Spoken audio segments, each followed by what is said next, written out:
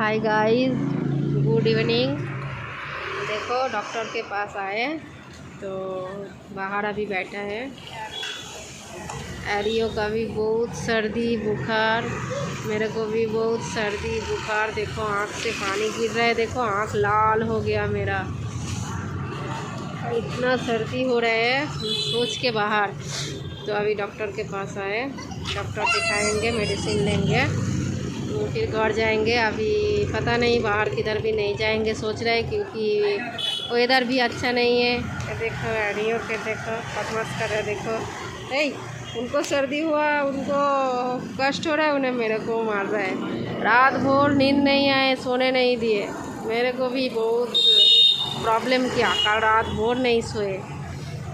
तो please guys हम दोनों के लिए थोड़ा प्रे कर दो। हम लोग अगर जल्दी सुस्त हो गया तो आप लोगों के लिए अच्छा वीडियो लेके आएंगे, और आप लोग भी अच्छा रहो। अभी वेदर अच्छा नहीं है, बारिश का सीज़न है, इस टाइम बोले तो डायरिया भी बहुत हो रहा है, तो इसलिए थोड़ा अच्छा रहना। तो okay guys, bye bye, tata, take care.